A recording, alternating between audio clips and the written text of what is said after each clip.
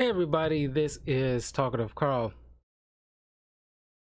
Stopping in to do my review for the next Superman movie. This one is Man of Steel.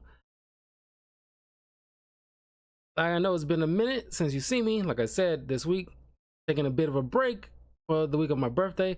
Those who showed up to wish me a happy birthday, thank you all so much. Had a great time. Just been very chill. Uh, Today and tomorrow I'll have a couple of videos that I need to do, but by Monday I'll get back to streaming more FF7 Rebirth and more Borderlands. So look out for it. Look out for that. Before we continue, please like and subscribe. Share this with your friends. I just hit the 400 subscriber mark, so thank you all for the massive support. And hopefully I'll get with more support. I hopefully be able to do right by you guys and put out good content. And of course, if you want to financially put in some support monetization wise, you can check out my Patreon, patreon.com/talkativecarl, where you can join at the $1 tier if you want to put in a particular review that you want me to check out or discuss a particular topic that's that you want to hear my thoughts about. Anyway, Man of Steel, directed by Zack Snyder. It's been a long time since I've seen Man of Steel, but before we get into it, we have to do what we have to do.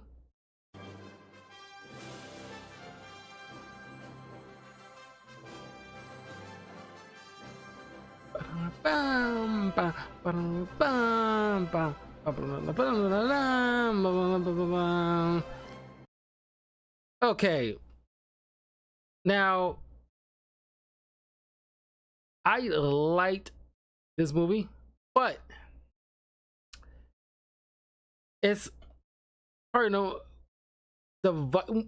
I think it's still to this day, the vice of a Superman film,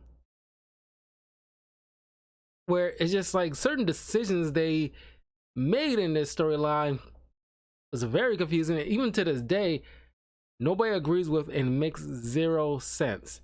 And of course, we know how it all is going to turn out in the end, given how the state of the Snyderverse and Warner Brothers and their, not getting all their ducks in rows because they too busy playing catch up during this point in time. But we're not here to discuss that part. But anyway, once again, it's directed by Zack Snyder. We got Henry Cavill, who plays Clark Kent Superman, who to this day I think has been done dirty by Warner Brothers, and honestly was a great casting for Superman. And now we got this David Cornsweet guy, who's pretty much a thinner, less expensive Henry Cavill. Let's be honest, he looks like Henry Cavill. You got Amy Adams as Lois Lane, Michael Shannon as General Zod, Kevin Costner as Jonathan Kent, Diane Lane as Martha Kent, Lawrence Fishburne as Perry White, Aunt J. True as Fiora Ull, or UI, or UE. I don't know how you pronounce the last part of the name. Let Zero as Laura Vaughn, wife of Jor-El, Russell Crowe as Jor-El, and Christopher Maloney as Colonel Nathan Hardy, with a Air Force call sign of Guardian. If you know anything about DC Comics, Guardian is a kind of sort of not vigilante. He works for the government as like a, kind of like Rick Flag of the government. Anyway, and one of the things that kind of bugs me about certain Zack Snyder films, because he's trying to do the whole memento type of thing, where it's like taking certain, going flashbacks and whiplash to present, and it's like on rare occasions they work. Like you see Nolan do it tons of times, but even when he does it, it does get kind of grating with certain of his movies, where mostly they might not need those, at least not as much. You're going back and forth, back and forth. It's like I never care for all that stuff because get tonal whiplash, in my opinion. Not saying it's not needed, but you kind of trim all that stuff down, or it's spent at least a portion in the past, stick to it. Then once we got all we need from the past, maintain the present. Anyway, so we open. We don't even get the opening to the Superman theme song. We get none of the theme song in this film, and right off the bat, that's kind of weird. But we're on Krypton, which honestly, well, I was about to say it looks better than what we've seen from the previous Superman films with the depiction of Krypton, where it kind of looks like, like the 80s Tron film in a way.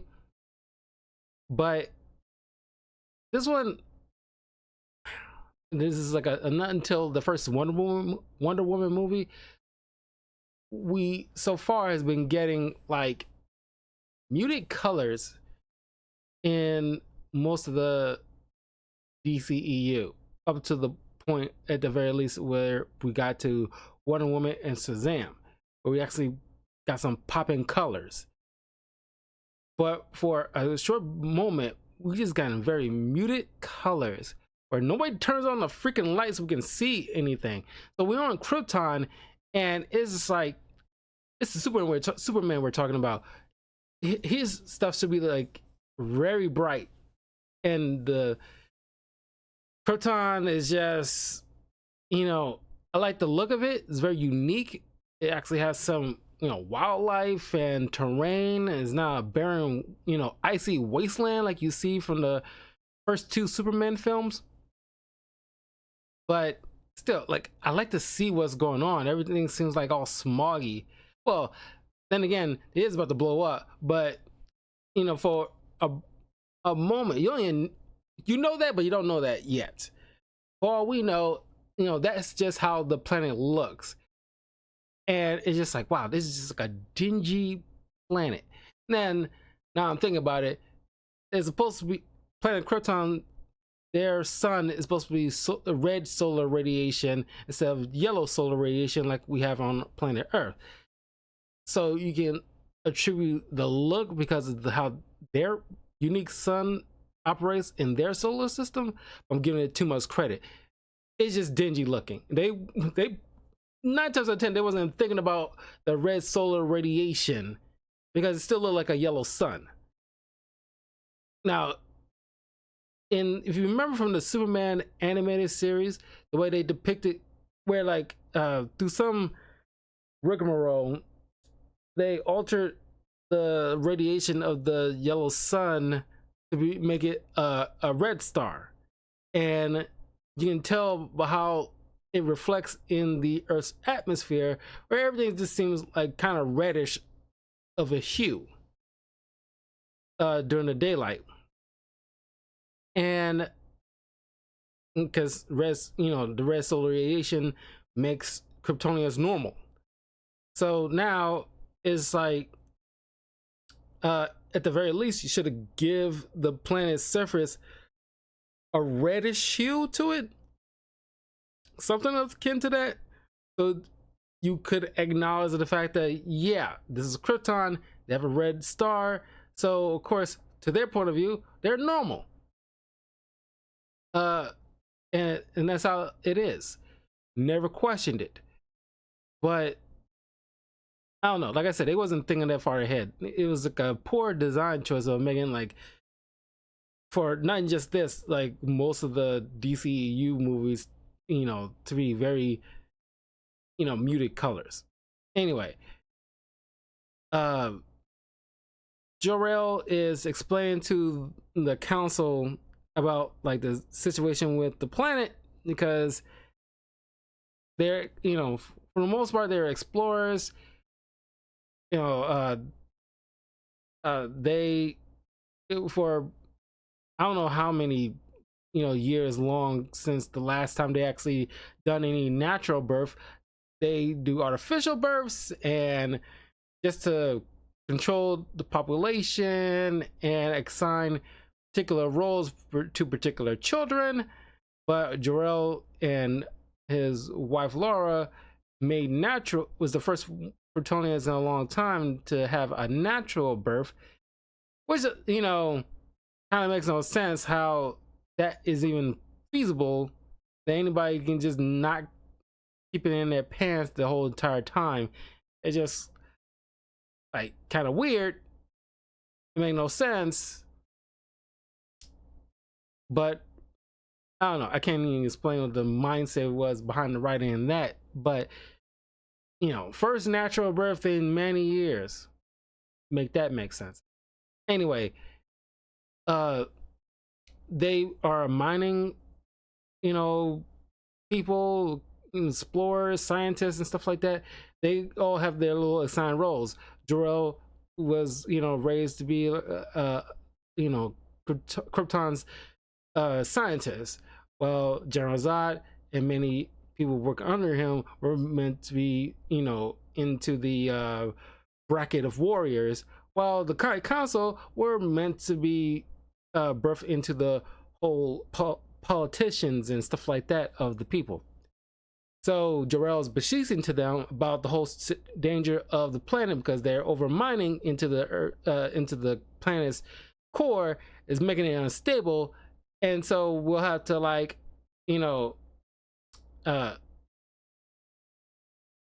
make essentially an arc for the new generation of Kryptonians because they're dead already. There's no room or there's no way to get everybody off the planet, but at the very least they can get their children and unbirthed children, and set them out into a new world to continue on with their civilization and start anew and hopefully better than what they did. But then in comes General Zod attempting a coup d'etat because he doesn't like the council and how the way they run things. He's telling Jor-El like, join me, Jor-El. Like how the council is just like spineless idiots, blah blah blah. Jor-El not wanted to join him because he knows like, no, you just want to be a dictator. You just want everybody to just follow what you think is right and who you think deserves to be of the pure race of blah blah blah. So Jor-El managed to make his escape. He goes to find the codex, which has all the information and everything he needs about the Kryptonian culture. He flies on his dragonfly dragon thing back to his home and meets up with his wife, and they're setting up the pod to ship off their son to the planet Earth, knowing that his yellow star will undoubtedly give him extraordinary abilities, but he'll probably have like a chance there because Laura points out like, what if he doesn't make it all the way over there? It's a risk they're gonna have to take because he's guaranteed to die here. So because his plan's about to go, so we'll have to just take a 50-50 shot that he'll make it to that planet. Okay. As they're loading everything up, Zod burst in, and Jor-El fights him, and he ends up getting stabbed in the moment where Laura ships off their son into space and to his destination.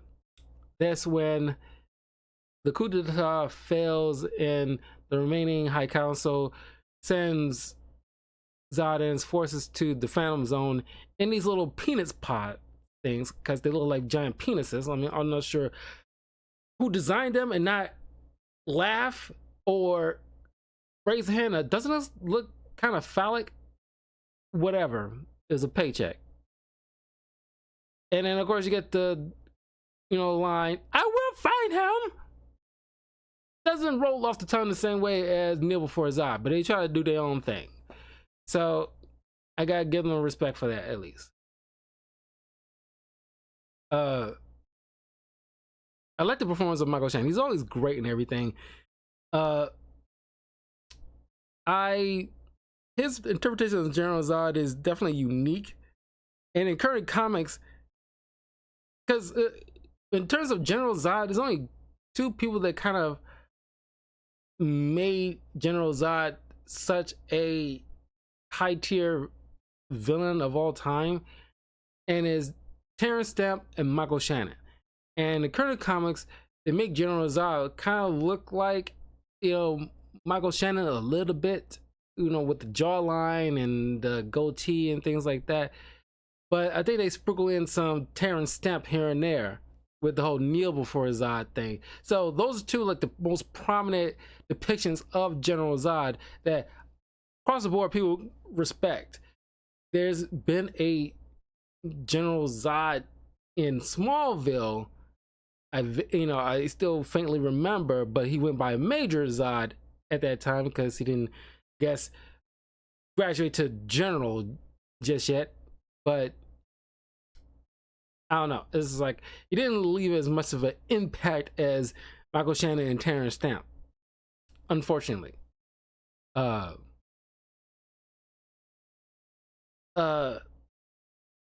So they was buried to the Phantom Zone. The plane's about to explode, and that's when we don't get to see the ship land. We know it's about to land in Kansas, but we don't get to actually see the impact and the John and Martha find him. We just left to speculate and assume. I'm fine with that. And then we've seen enough of that moment, but I don't know. It's still like an iconic moment because it's supposed to be setting up like a franchise here, so we still need to get the classic hits. But I guess we'll get that with the Corn Sweet guy. So now we kind of flash forward where Superman or Clark Kent just going around the world under different aliases, essentially trying to find himself. He knows he's extraordinary, but he doesn't know what he want to do with it fully yet. So he's going around the place to place, doing odd jobs, helping out when he can, like on this oil rig, and he helps people get off the oil rig when it's like going up in flames. And like I said, you do get to see like certain flashbacks, like Clark getting bullied as a kid, but not wanted to, because he knows if he throws a punch at somebody, they will probably obliterate, worst case scenario. But then you also get the whole flashback with him and his classmates yeah, this nice little moment when he's a little younger in elementary school where his powers is really starting to manifest, like the X-ray vision. He's getting overwhelmed. He runs to like janitor's closet or something. Don't know why there's no janitor to unlock the freaking door, but the teacher ends up calling the mom to come help out Clark, and I can't help but think, why is all those kids are still there? If a kid, when I remember, at least from my knowledge, if something went on with a kid in school, none of the kids were still there sitting there gather around to watch. The teacher will have them go back to class so she can handle these kind of things. Nobody's gonna be standing there gawking like spectators. Call the mom so the mom can handle it. And it's a nice little sweet moment with the mom trying to keep the boy relaxed and everything like that, because they're very like attentive parents. You see these little pictures and them celebrating his science fairs and all this other stuff. Very like nice Midwestern salt of the earth family, and it's very sweet. But then a little older, Clark ends up saving the bus full of his classmates from drowning in the lake, and of course Pete and Lana managed, despite him being able to hold up the freaking bus while everybody else freaking out. They had Pete Ross here, and he's kind of like a fat bully, which is not something that I remember. This is very unique Pete Ross, because like Pete Ross has always been like one of Clark's closest friends growing up, but I guess they want to do their own thing, whatever.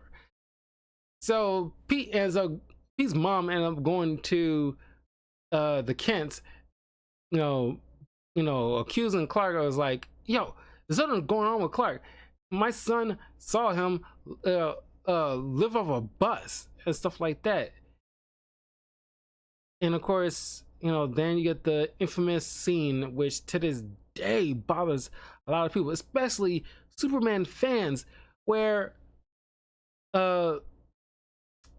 instead of talking to Clark like a normal father would, he is kind of lectures him for saving a bus full of kids. And yes, Kevin Costner is a great actor, and it wasn't like a bad choice of casting him in this role, but the writing behind him makes zero freaking sense. Whereas he asked him, what do you want me to do, let them all die? And he says, maybe. Yeah, superpower kid, want him to stand by to let his classmates drown. We know he can do something about it. And he says, maybe? Are you freaking insane? That's like the worst bastardization of what we know Jonathan Kent to be. If like from the Christopher Reeves film, the first one, that Jonathan Kent, even though we get like a short moment with him, he actually fit the bill of how like we expect Jonathan Kent to be, in order to teach his son how to be a good person and raise him to be what we expect him to be. But even more of like a broader sense, we got John Snyder's version of Jonathan Kent in the Smallville series, and he is done an immaculate job. Probably my favorite interpretation of Jonathan Kent, where you see him, you get that same thing where, of course, Jonathan Kent has always been very protective of his son, because he doesn't want his son to be taken away by government officials, experimented on, because he's a good kid. He wants to live a normal life. He doesn't want him to get caught. There's always been like, tension here and there where Clark just want to be normal, wants to join a football team and do certain things, but Jonathan is hesitant and a little like butt heads with his son about it, because like, I do not want you to get caught, because you cannot, if somebody finds out that you're running faster than normal football player, and somebody will eventually question it, especially when adrenaline's running high and the hype of the crowd, things get kind of wacky. There's no difference where you see like in the Incredibles film with Dash, where they want to be don't want to raise suspicion because superheroes are outlawed. It's just like you gotta can't go as fast or do do something like normal kids would do. But that causes the the right amount of drama behind it, because he still he still allows Clark to save people, but just be careful about it. That's why you get the term the blue blur kind of situation. Use his super speed in order to facilitate helping people without getting busted. That's where we get something like, you know, you could easily apply that here, where Clark, helps the bus full of kids, and then he kind of speeds off without anybody noticing. He's feasibly can do that. It just makes no sense to me. It's like, why would you say that? Then he shows Clark the ship, and it tells him about where he comes from. But this is the moment where it gets, between Clark and Jonathan, it's probably like the best scene. Is where, Clark asks, "Can I just keep pretending to be your son?" And it's like, "You are my son," and they just embrace. And it's like, yeah, this is like a loving father who, sure, doesn't have all the answers, but he still needs to be a father that wants to protect his son, but he doesn't want his son to feel bad about doing something that inherently is the right thing to do. So that's why I'm just like, it boggles the mind how you let that fly in the writer's room. Anyway, get back to the present day, and eventually Clark ends up going to, it's like, I don't know what location in, I don't know, is it Antarctica or some snowy landscape? It's not the North Pole, where the military discovered this hidden, they think is a sub, but it's too deep for any old sub of yesteryear to be traveling under. Lois Lane shows up trying to report on this. Then she notices late at night that some mysterious guy starts running out out in the mountain area.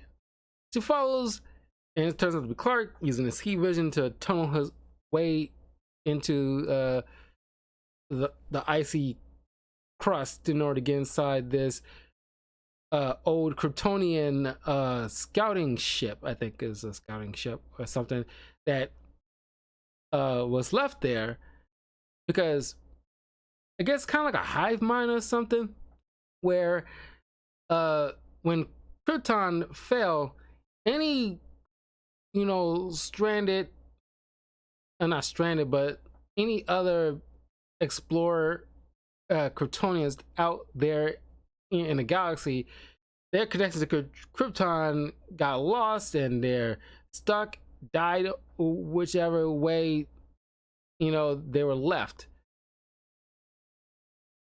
Don't understand why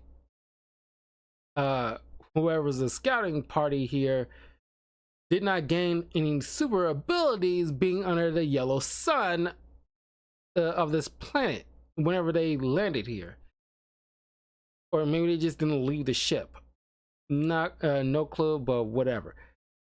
Once Krypton fell, anybody in these little things, died, whatever. But also released Xav and his cronies from the Family Zone, which makes zero sense because that should be a completely separate thing. The Family Zone is an alternate dimension that is sealed off on the outside, so nobody can escape from typically. But whatever, they managed to escape, watching horror that their planet exploded. So now they're trying to figure out a way to reclaim a new planet. Whatever, we'll get to that in a moment. So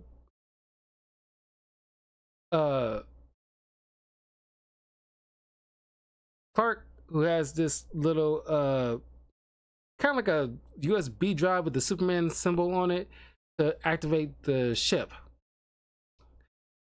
and he sees like the AI program of his dead biological father.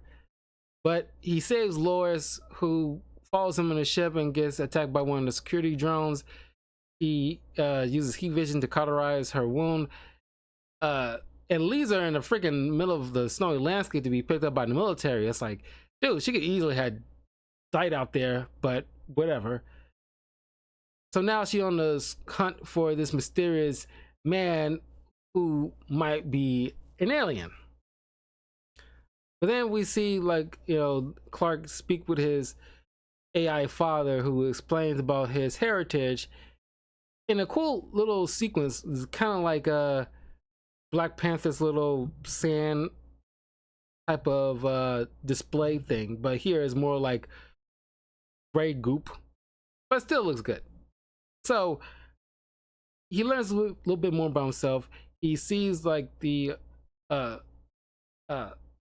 he learns about General Zod and his coup d'etat, and then he sees his Superman suit, which doesn't have any underwear, because at that time we were still like being on the heels of New 52, or just about to enter DC Rebirth at the time, where people behind the scenes want to get rid of the red trunks, which to this day I state that was a dumb decision. Glad they brought the trunks back, because you need a breakaway from the solid blue.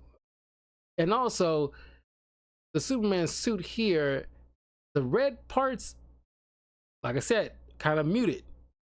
Same way how they changed the bright red to maroon in Superman Returns, which is like fine, but not my ideal Superman costume, because the red parts need to be bright red. He's supposed to be a bright, shining symbol. No muted colors, honestly. So he's testing out his abilities, learn to fly, also display Superman's powers. Honestly, Man of Steel does an impressive job displaying Superman's abilities, and because we got the technology now, we kind of make it, to his peak performance. At least until we get to see, Superman Legacy next year, and I'm pretty sure displaying his powers in that will, up the ante a bit. But for right now, here, man, still the display is very impressive. You had to get that right. But what I was about to say, it's something akin to about the powers.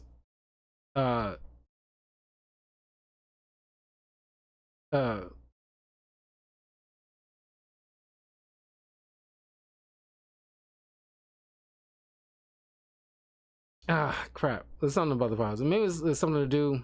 I'm trying to my mind get back on track of what I was going to say.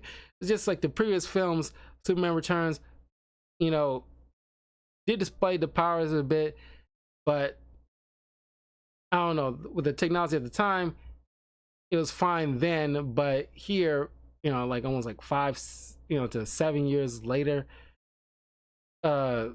it's like, I think 7 years later, the technology gotten a little bit better, where you see them moving around at such high speeds is insane.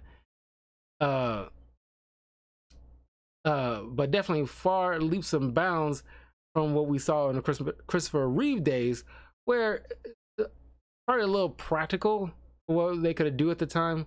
But yeah, this is like right now peak performance of Superman. So after Lois starts going on a hunt to try to track down who this mysterious man is, she meets up all the people that Superman did odd jobs for. Then let's go work our way back to Smallville, Kansas, and meets up with the mom, and leads her to the gravesite of Jonathan and Kent, where there is Clark, and he explains to her why he doesn't want his story out there like that. Oh, by the way, kudos to this movie, finally have some security in his home HQ, some security bots, because I've been complaining about the previous Superman films that I reviewed. None of them had security. Finally get some security here. You know, they only fended off, you know, Lois Lane, but still, I count it. You finally got some security here.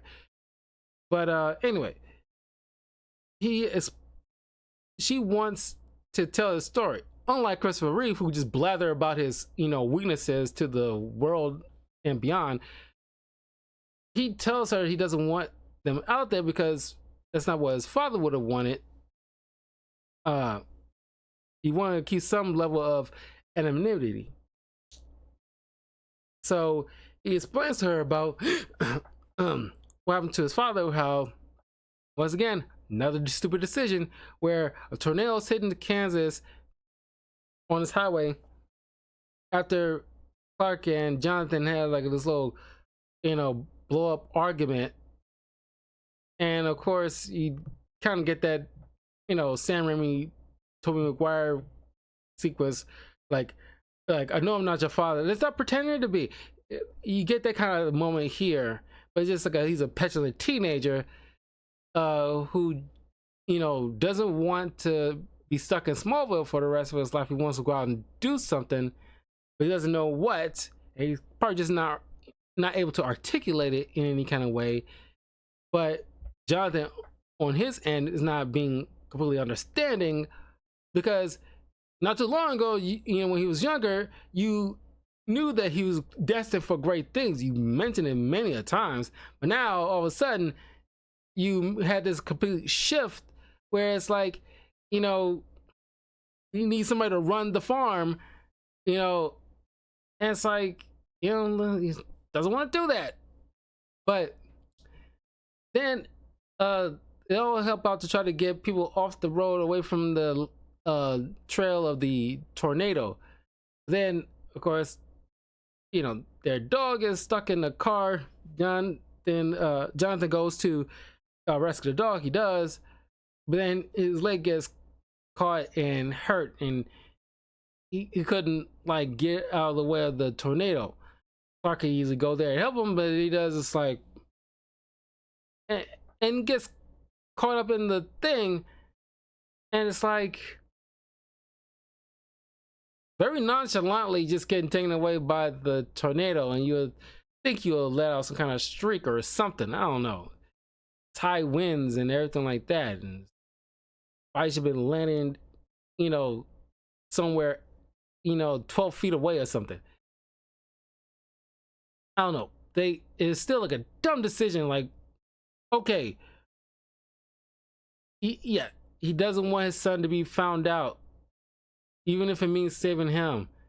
But it's kind of like there's a myriad of ways they could have, because they're trying to do the whole heart attack thing, because many iterations of Jonathan Kent passing away is usually, you know, due to like, you know, a natural thing like a heart attack.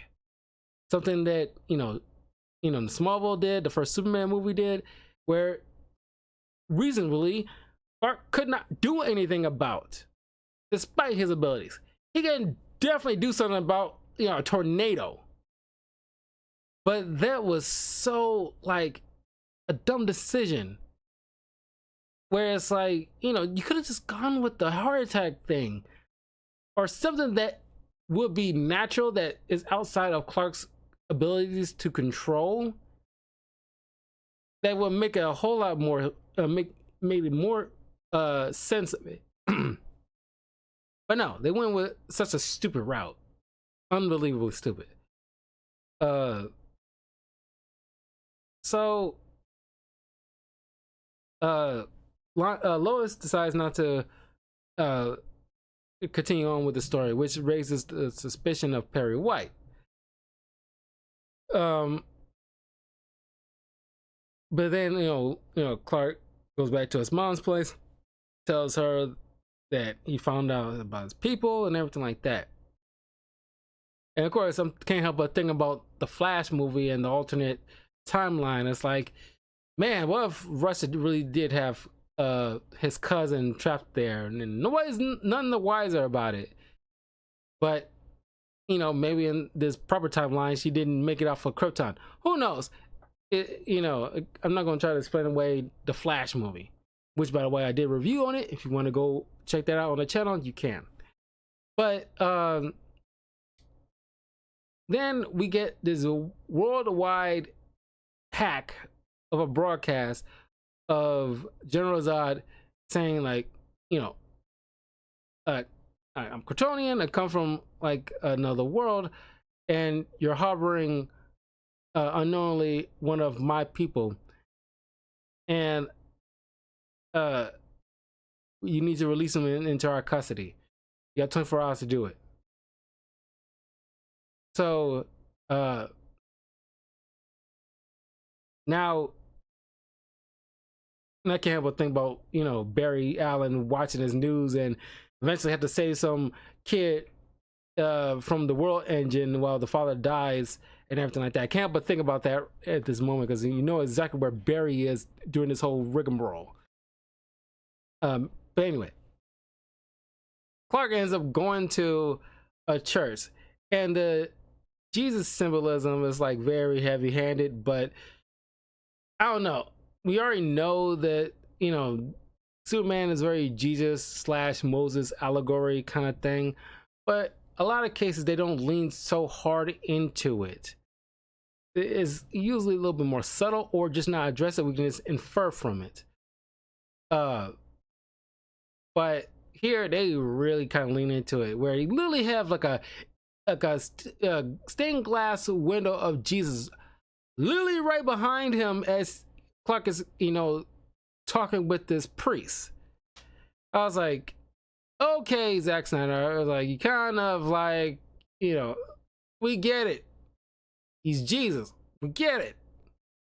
But I still, despite that heavy-handedness, I still like this moment where it's like, because I just recently, not too recently, but not too long ago, I did like a comic book review of Superman for Tomorrow, which Superman literally, you know, for the most of the story, has a, you know, talk with this priest about, you know, his conflicting situation where he, you know, he has a kind of crisis of faith or something like that. And you get something like that here too, where he doesn't outright say, you know, his full name or anything like that. He just like, you know, the alien they're looking for, well, it's me. And I'm not 100% sure, even if I turn myself in, that General Zod will keep his word. But I don't know if I even want, like, I don't know if like most of the people here even deserve any, you know, like help or anything like that, because, you know, most people are assholes. It's like, you know, I don't know, but the priest explains to him that it's just like, you know, do what you think is right, trust comes afterwards, which is like a nice, you know, line. And it's like a decent priest where he's like, you know, this, you know, alien who looks like me, you know, looking for guidance, and per my job and my faith, I will extend that kind of guidance even to him. And you know, he doesn't have all the answers, but he answers as best as he could, which is kind of realistic-ish, because you don't know what like any alien would do if they went to a priest. But you know, he just offers some bit of wisdom, with some heart to heart. It's just like, you know, you just do what you think is right. You know, it will, you know, it's up to everybody else to decide if they want to trust you or not. You just do what you think is right. So, and you see, like, you know, Clark don his Superman suit, meets up with the U.S. military. They already got, you know, the FBI already captured Lois and brought her in because she knows that she was the one who got the scoop on the guy in the first place. So she probably knows who he is. So, you know, in exchange for turning himself in, he requests that they let her go. But they, handcuff him and they bring him to the interrogation room so he can speak with Lois and everything like that.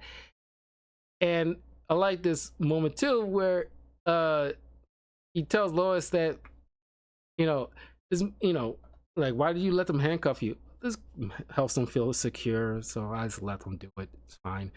It's like, knowing full well it's completely pointless to handcuff Superman. It's like, why bother? Uh, uh, but he's just humble. He's a humble character. It's like, it makes him feel better. I just let him do it. It's fine. And he explains about the symbol on his chest, meaning hope and everything like that. And of course, you don't get the actual. They don't even call him Superman at no point. They tease it here in the scene, but at no point they actually use the word Superman, which is odd. Whereas, like, at the very least, at the end, they call him. They actually say the word, but they're trying to be coy with it. They don't even get it. You don't even get it in the title. They literally just call it Man of Steel. And it's like, I don't know, you could just call it Superman, Man of Steel. It's like literally in the title. Like, why don't you lean into the actual name of the most iconic character in history? But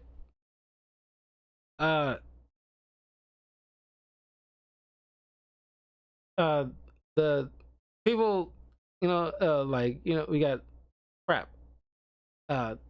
Emil Hamilton, who's like a prominent, supporting character of Superman's world. Who usually work in Star Labs and stuff like that. They all like question whether or not, like, his motivations and why is he hiding here for so long and everything like that. And then one of the best flexes in superhero movies that I've seen, where I still remember in the theater how I got a chuckle out of this, where he just like, let's put all of our cards on the table, General. He just literally gets up and casually breaks the handcuffs and just walks towards the, one-way mirror and just having a conversation with these, because he can actually see through that and talk with them because it's X-ray vision. But it's just like the casual way of doing that, and sounds like the biggest flex. Like, I don't know, this is nothing to me. I just like, okay, breaks the handcuffs, let's go, let's just talk. And it's like, I'm here to help, because I want to make sure I protect my Doctor homeworld. So we get, they take, Superman out in the field where they meet up with Fiora, who is like not Ursa from Superman 2, who kind of looks like the same actress in a way, but different one, but kind of sort of the same kind of character, but just with a different name to it.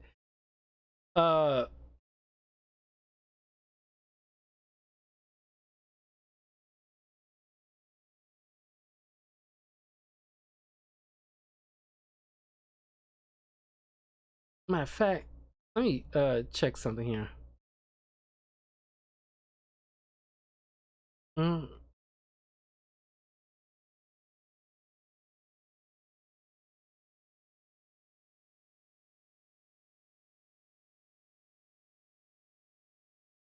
Yeah, Ursa.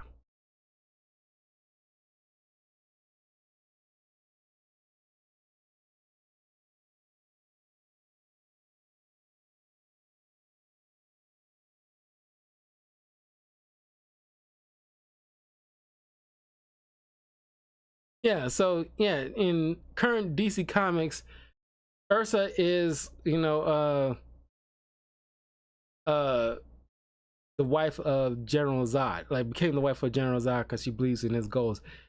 Fiora, I think, is actually a character in the comics. Uh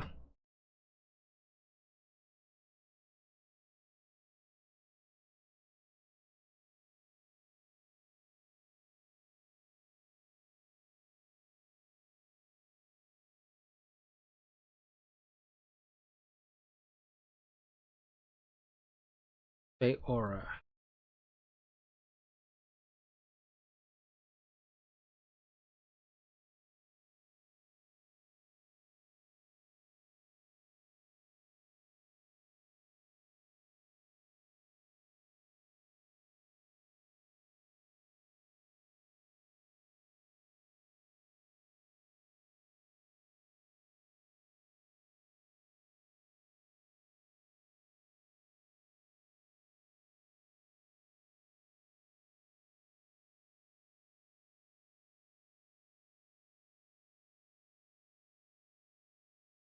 Or did they mash those characters together?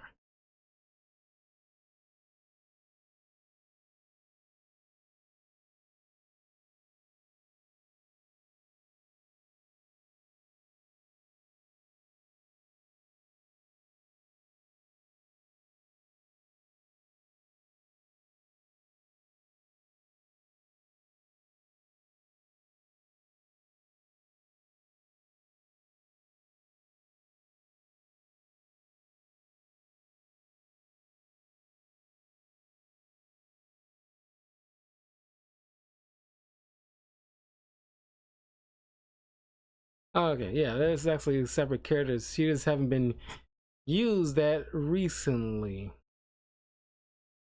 in the comics. Hmm.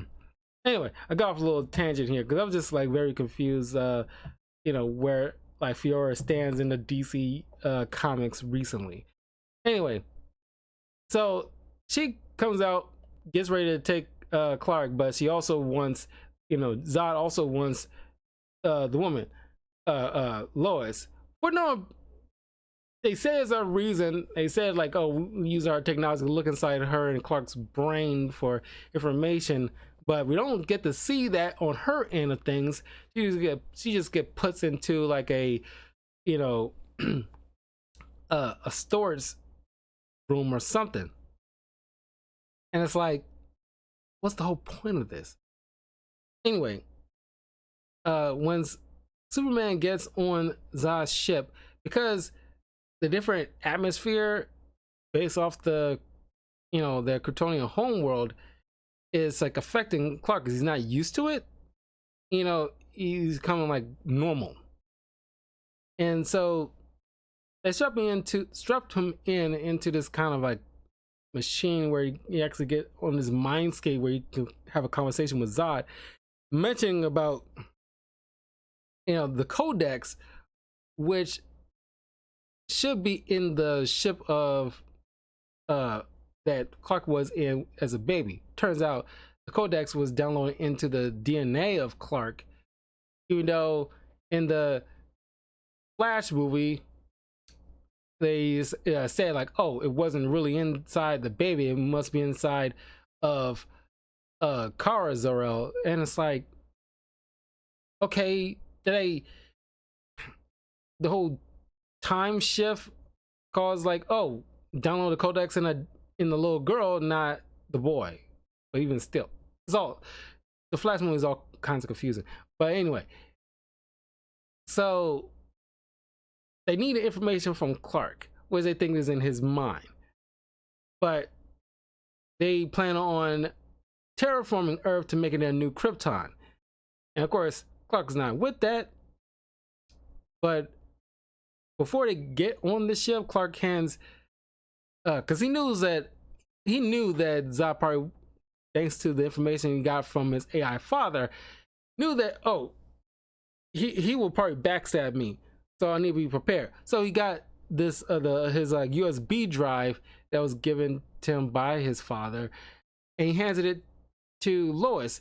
So when she sees this console where she knows he can put this little thing, it uploaded the Jor-El AI into the ship that he helped built back in the day. He helped build a lot of the technology of the Kryptonians use. Not everything, but a significant amount of it, because he's the lead scientist of Krypton. So he helps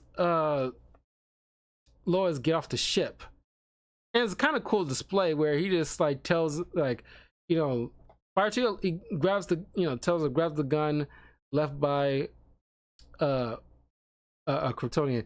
Tells her to shoot left, a fire behind you, and it's like, he's very helpful, and it's like cool shot where it's like, because it's AI, he can just appear right in front of you. You turn the corner, he's already there directing you where you need to go. Very cool display, very cool. And he helps her into his escape pod. It's like, turn your head to the left, right? And you see like, a Kryptonian soldier punch her fist into the thing, missing her head. uh Lois escapes, but not before the escape pod gets a little bit damaged. Zod is and his crew is already taking the ship to Kansas to try to find the ship that Clark was in. So Clark, thanks to the his father AI, helps him out. And of course, you get another Jesus little symbolism as he's floating away with his hands outward and everything like that. Heavy-handed, but he saves Lois from the exploding pod, and he quickly realized, oh, my mom's in danger. And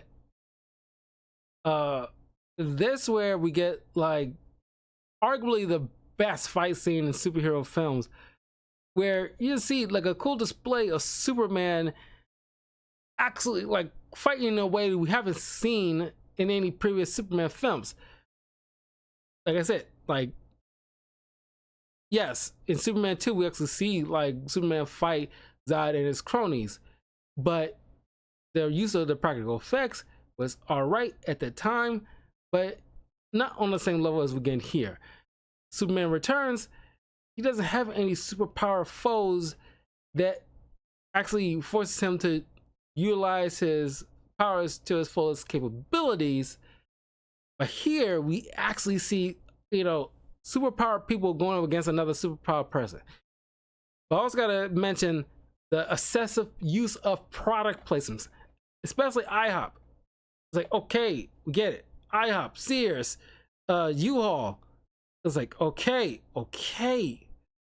Sorry, what's in my ear? But despite the product placement and a funny moment where you see, Pete Ross running a IHOP in Smallville, it's kind of funny. But anyway, we get to see this cool display of like just use of Kryptonians fighting Kryptonians. But it's kind of sort of on equal playing field because these Kryptonians, Zod's people, are not used to their powers yet. Even though they slowly but surely get used to it, but even though arguably it should take a lot of time to get used to those abilities, especially like the senses and everything's running at you all at once. And not something you can just like, like shame on Clark for telling Zod like, my father taught me how to hone my abilities and focus. Like, don't tell him that, you idiot. But regardless, they struggle to try to control their abilities. But on the flip side, Clark, he has full control of his abilities. He has, years of trying to master each one, but he's not used to actually having to fight, like actual fist fight. He's so used to being the strongest one in the room. So now he got somebody as powerful as him, but he can't fight the same way they can fight. But they are not used to their powers the same way he is used to. So now it's like kind of an equal playing field. It's just who gets to one up the other. And you see like Fiora and the mute guy, kind of like, I guess the non of this, depiction of Superman. And they just like, just duking it out in Smallville, even though the collateral damages must be like insane. As a matter of fact, the collateral damages in Metropolis is going to be insane, but we'll get to that. But it's a cool fight here. Very cool fight. But then like the military shows up, tries to, stop this. Of course, they're completely useless. But you get to see like Elliot Staber. I'm sorry, I know he got like a name and you got a call sign Guardian, but he's freaking Elliot Staber to me and a lot of people. So Elliot Staber is, kind of like a badass in this because he's like taking out his knife, even though his guns are completely useless to these alien forces that are bulletproof. He just like, I want to go out like, like a man.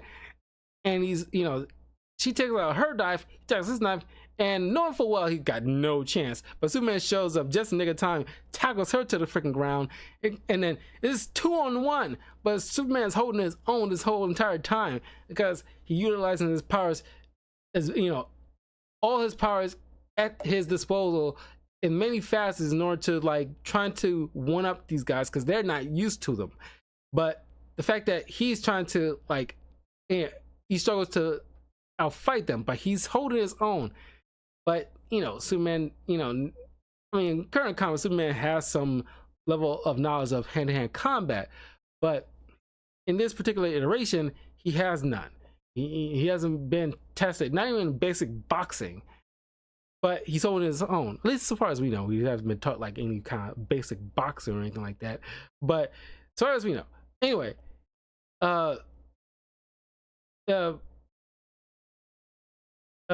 because the way the fight's carrying on, Fiora gets damaged thanks to the help of the military.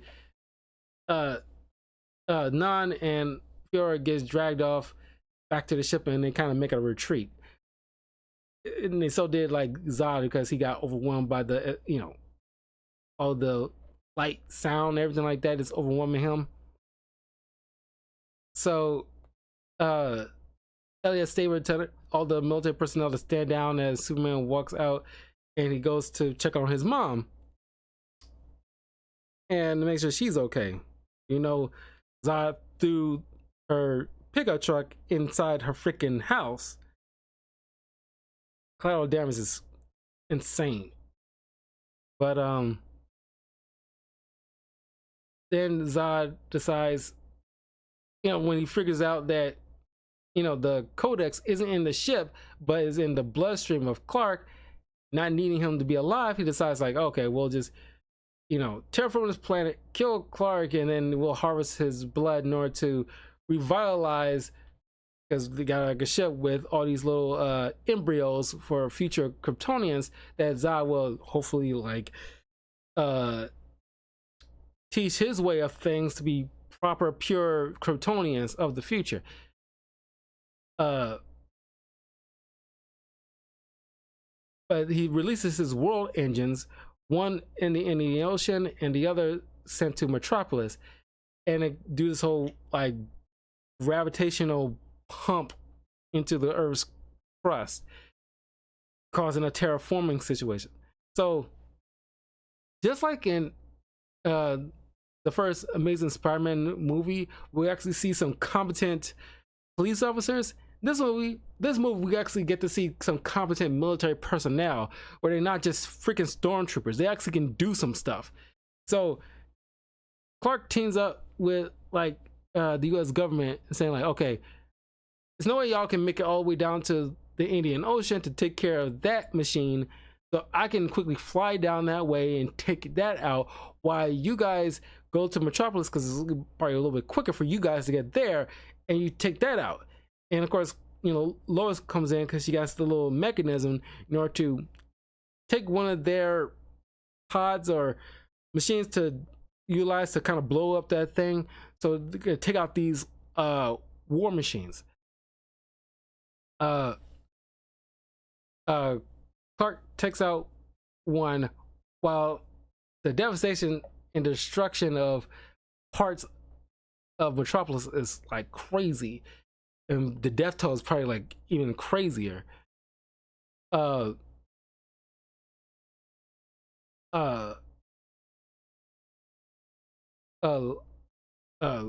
Stabler is flying the ship, flying the aircraft with Mill Hamilton and Lois inside, while Fiora jumps in and tries to, you know, stop them.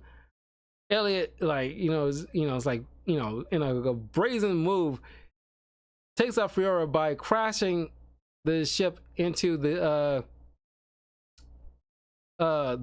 war machine, even though I didn't know if Mill Hamilton even survived. Can't even remember if he died or not. He had to be, because like, he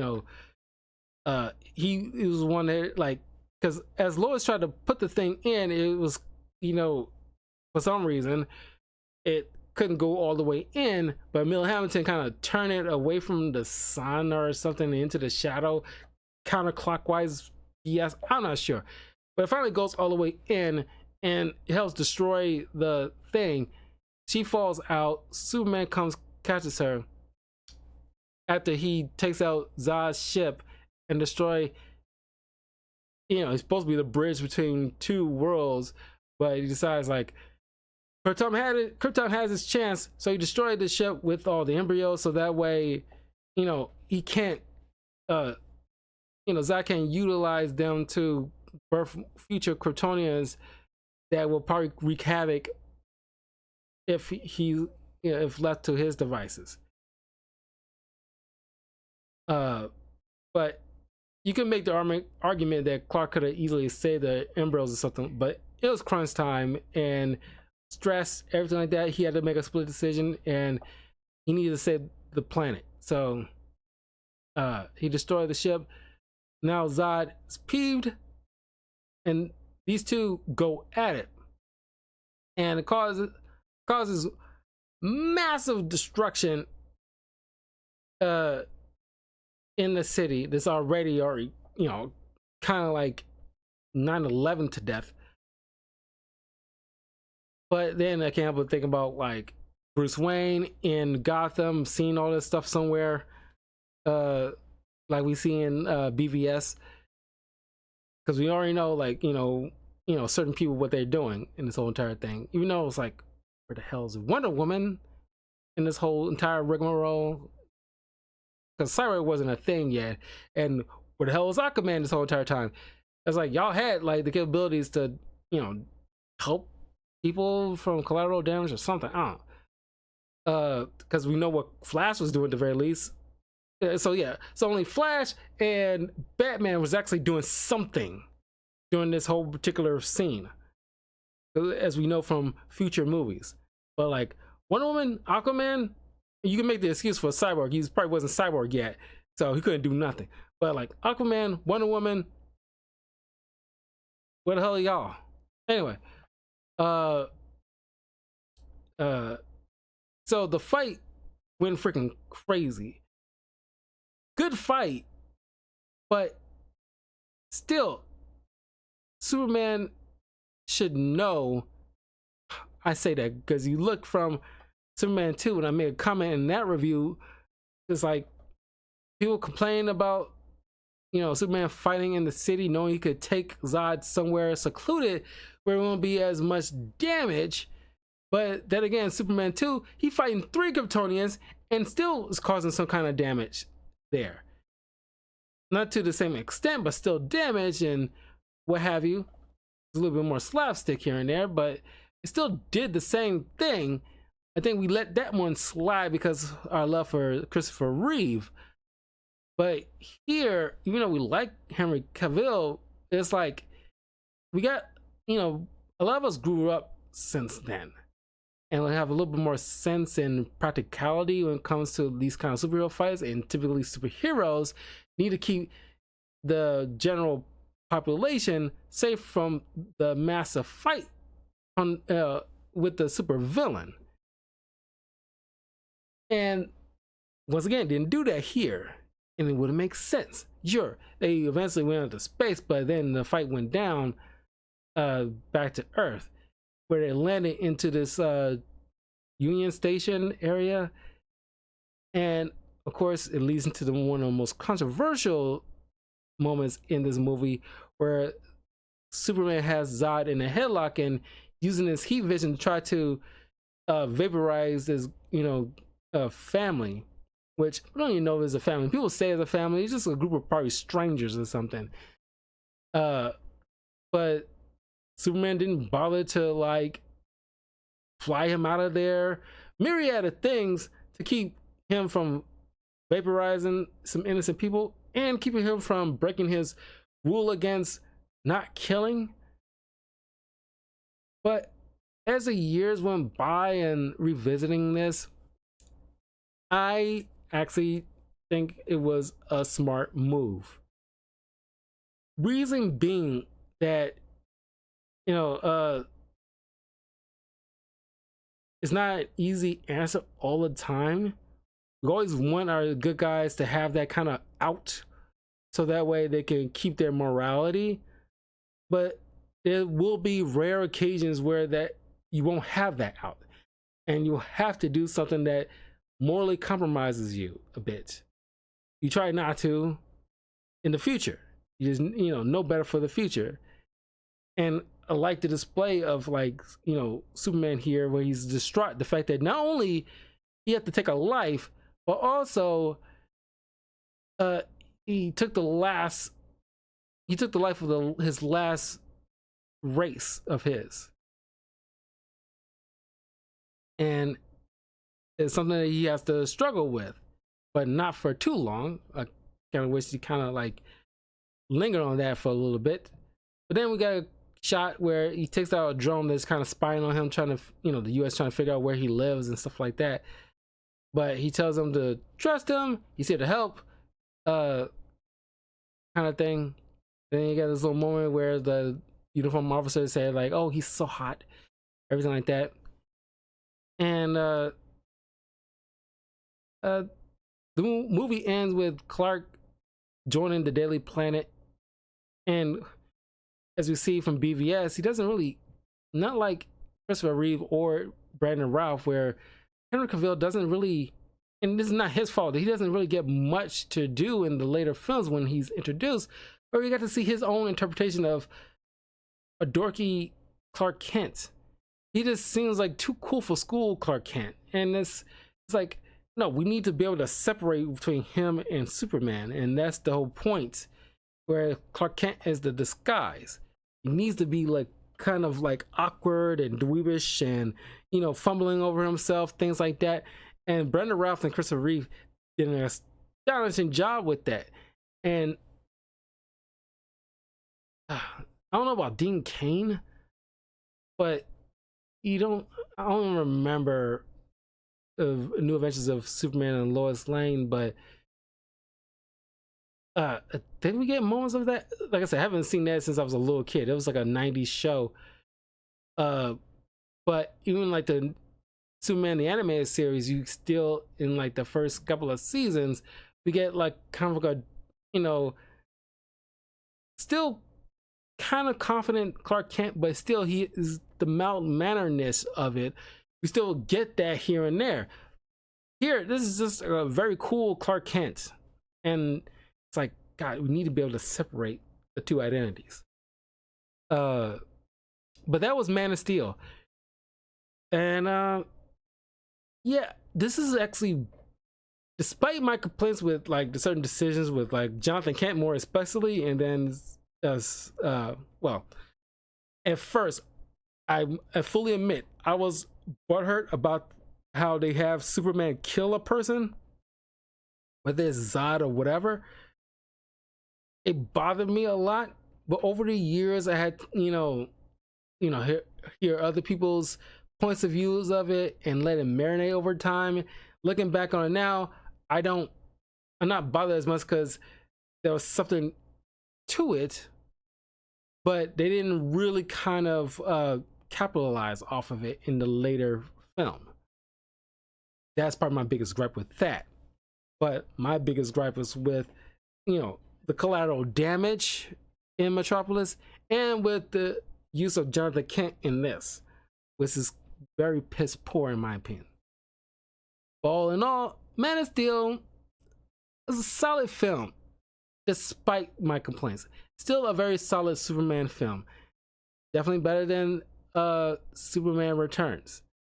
But hard to say, like, in some aspects, it's better than Superman, the first Superman movie. And, well, I don't know how to rank this, because the first two Superman films are so iconic.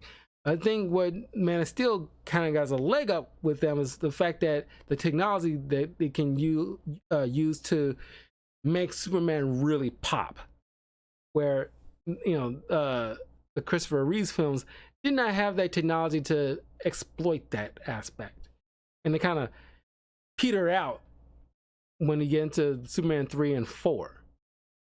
But all in all, if I give this any kind of letter grade, I give Man of Steel B+. It's a very average film. at least slightly above average, solid one. The next Superman film will be an animated film, Superman versus the Elite. Look forward to that next week. And then starting in March, the next couple of comic book reviews will be Star Wars related, just in time for the May the 4th. Well, the first one's gonna be coming out like around the May the 4th, but then I'll do another one after that. Then I'll get back to finishing up some X-Men comic reviews. I just need to take a break from a couple of X-Men stuff for a bit. While I covered like a lot of Superman stuff and then some Star Wars stuff. But then we get back to the last couple of X-Men comics that I need to review. Then speaking of which, there's 3 more. 2 of which are alternate universe X-Men stories. And then we got the last event, House of X, Powers of X. Anyway, I'll see you guys in a couple of minutes where I'll be covering my season 1 review of Shogun. It's going to be very brief, but I just want to get my overall take on that because it's actually a very impressive show. But anyway, leave a comment below. Let me know what you think of Man of Steel. Have you seen it recently? Leave a like. Share this with your friends. It'll help support the channel. And yeah, I will see you guys soon. Take care.